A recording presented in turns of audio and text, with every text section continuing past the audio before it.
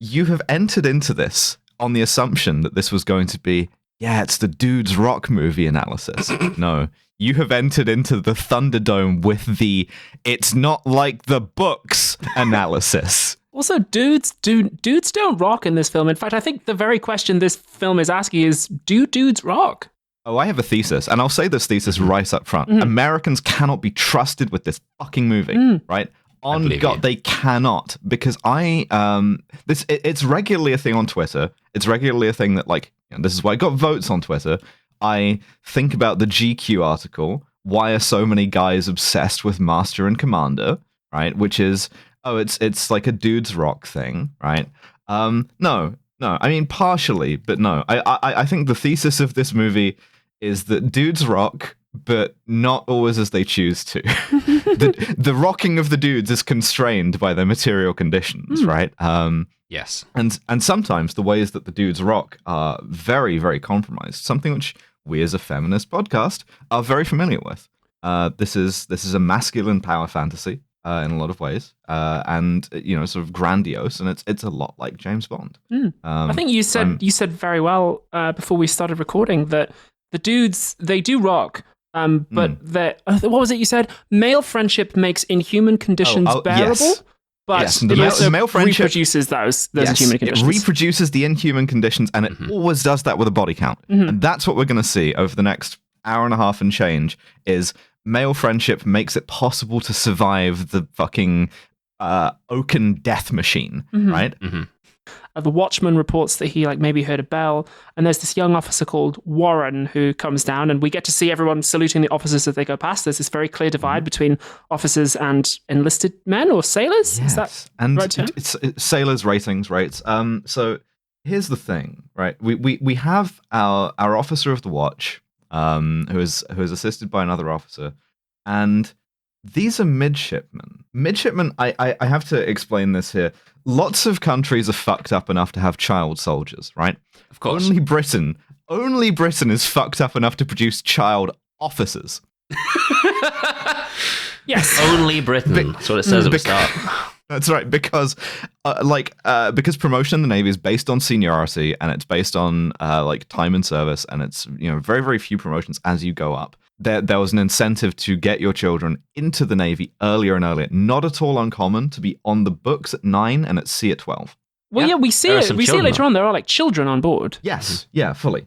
Who are not just they're playing, they are part of the Navy. No, they are very junior officers. What if they were at home at this point? They'd be in the mines or the fabric mills anyway. So kids are working right now. This is 1805. Yeah. And I mean, you can ask plausibly some questions about. I mean, the British military still lets you join at, I believe, 16. Yes, that is true.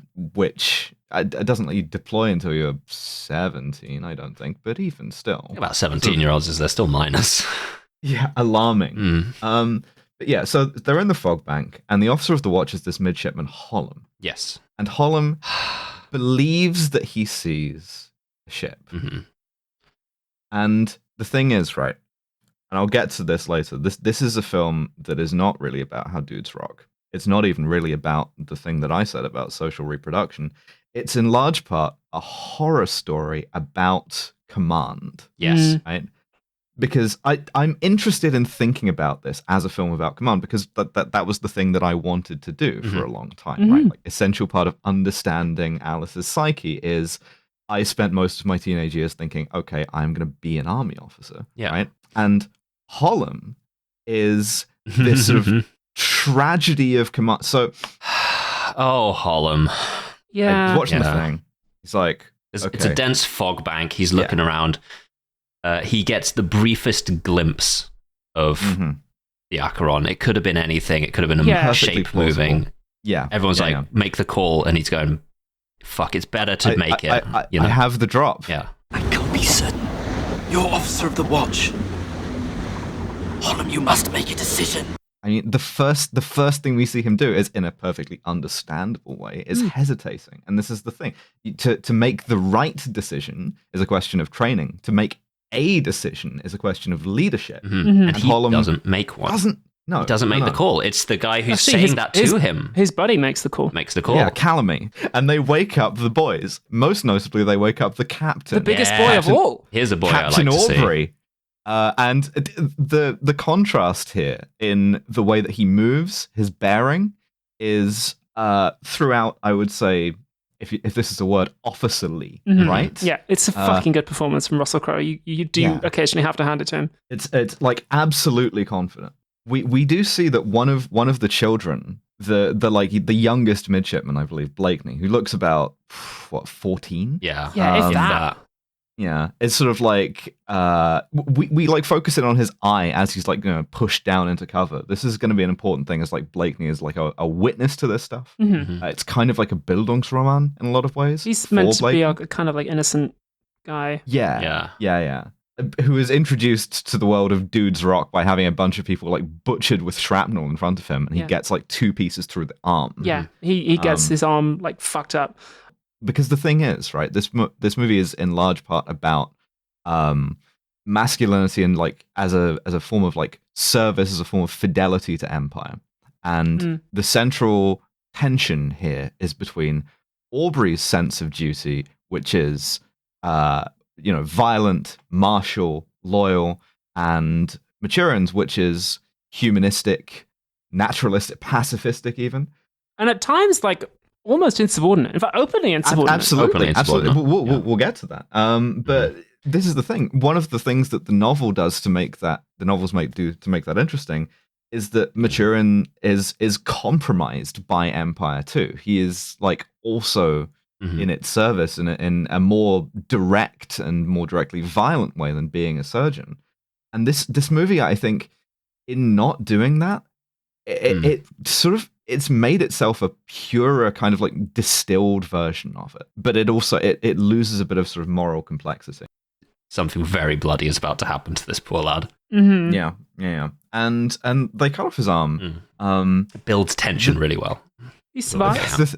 The thing about this, GQ says overall the masculinity of Master and Commander is overwhelmingly positive and wholesome. Wrong. Incorrect. Did you watch the movie?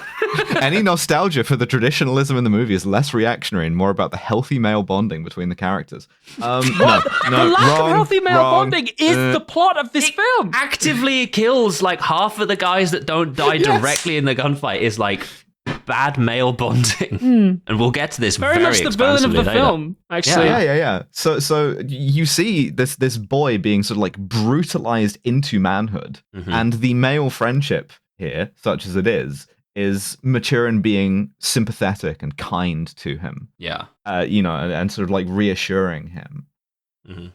Which, again, this is the thing. Like, yes, it makes the process of having your arm cut off more bearable, but it's still like that's the guy who's cutting off the fucking arm. He's still he praises him by calling him brave. Yes, specifically. Yes. Which is like the virtue that you need to continue being of service to empire.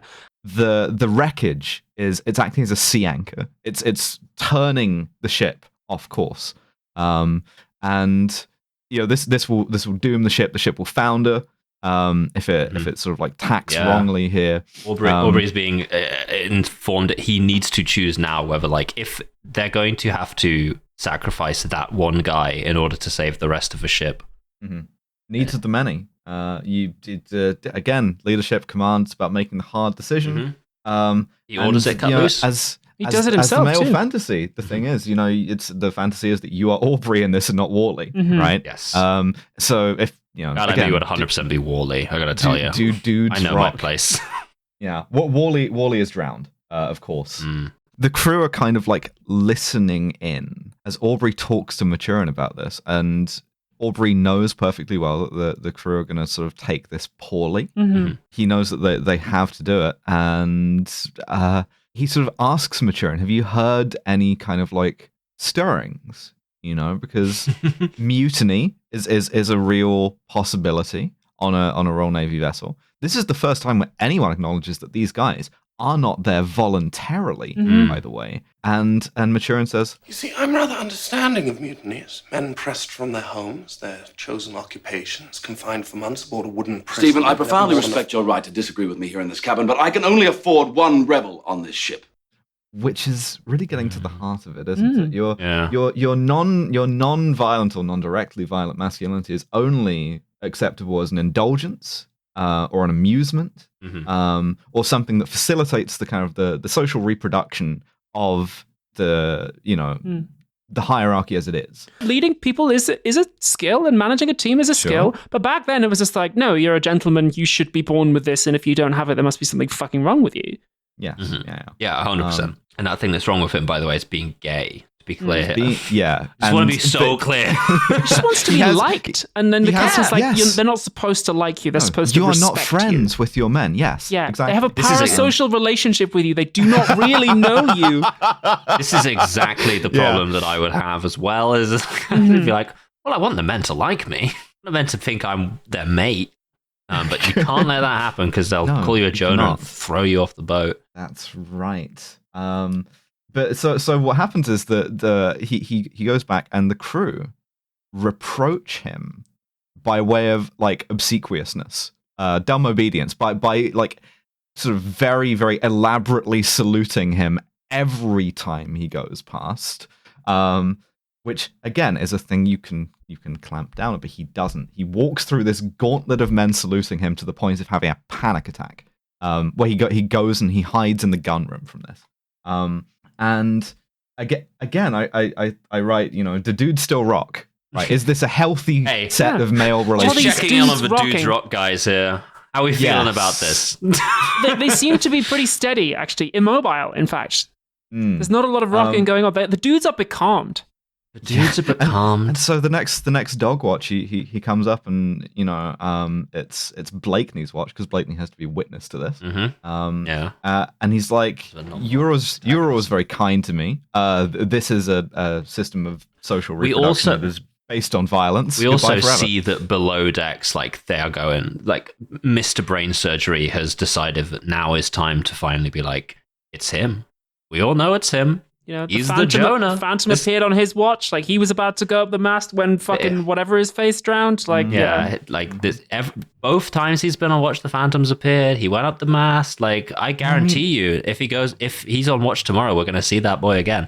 When Maturin actually confronts Aubrey when he says, you believe this? Yeah, you are also falling prey to this superstition. And Aubrey says, just like he dismisses it by going, some things are beyond science, and leaves. And he believes this. He thinks that Hollom is somehow a Jonah. And when Hollom goes to the doctor, and then poor Bentley's like, there's nothing wrong with him, but he believes he's cursed. And the captain's like, no, maybe he is. It's like, what? And when Hollom goes up on the deck to relieve Blakeney of his watch, Blakeney's like, I'm sure it'll start blowing again tomorrow. And Hollom goes, I'm sure it will. And you get the impression he has elected, rather than allowing the crew to like lynch him, that he is going to do it himself. Yeah. But he continues this quite congenial conversation with Blakeney while he picks up a cannonball and he goes, "You're always very nice to me, Blakeney. Thank you. Goodbye." And then he just steps off the side and fucking sinks down into the inky depths, and there's this horrifying shot of him looking up at the camera as he disappears into blackness. And you go, "The dudes rock! I ask you now, will you condemn the dudes?" The New Yorker film critic Anthony Lane wrote, "We feel ourselves to be in good company with these men and strangely jealous of their packed and salted lives." Idiot! GQ asked, wouldn't it feel satisfying to spend each day doing industrious and meaningful ship work? It's certainly industrious. Is it meaningful? Whether or not this is meaningful is one of the central tensions of the film. Who fucking hires these people? And then they have the fucking gall to turn around and say that film criticism is over. Looks like it didn't fucking begin, actually. We're the only ones doing it. We invented film criticism. We aren't the modern day Siskel and Ebert. Siskel and Ebert with a proto-kill James Bond. Agreed. But yeah, as former public schoolboy here, I relate very deeply to the idea that, like, no, this is a regimented, traumatic institution, and it is meet to question, what the fuck is it doing here? What is the point of this system? And the answer is, I guess, Napoleon ? Question mark. I'm sorry, if it allows for this and has no capacity to like stop this when it's already going, then it's fucked. Like the Think that system's shit. completely broken. But yeah, so at which point, immediately after this, the wind picks back up again. So, Maybe what's he the was. word? I don't know. Hard to know. Yeah, superstition vindicated. No further questions. Curse is real. Oh, I guess that guy was cursed. All right, moving on. Forget everything I said previously. Good thing he's dead. Yeah, thank Christ. Yeah. All right.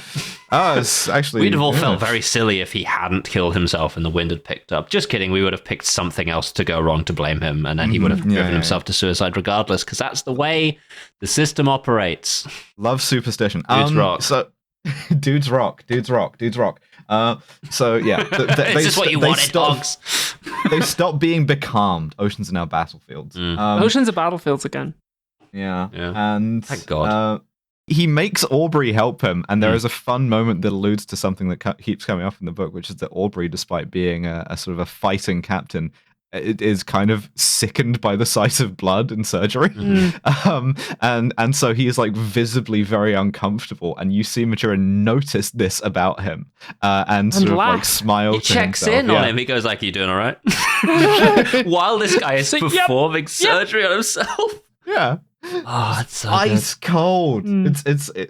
This is so like the central relationship between Aubrey and Maturin, right? It is not frictionless. It is not even healthy necessarily. It plays a central part in reproducing a fucked system, but it is very intimate, right? Yes. But yeah, so it's again like you look at this kind of like butcher's bill, as Aubrey says for this. Including the 16-year-old or whatever who is cut down before he can become like Aubrey. And you go, is this a movie about how dudes rock?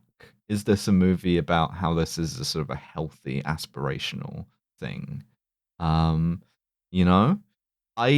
think perhaps not. These dudes don't seem to rock. Closing remarks. I'll say that this for me articulated something that I've seen attempted in a lot of war movies to varying levels of success. I think this clarifies this.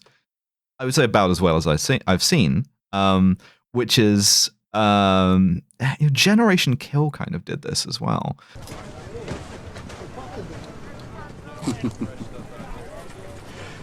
You mocking me? Hairs hanging from your face, beyond your mouth areas. Which is, war can be fun. It can be stirring. It has these very strong, typically male friendships.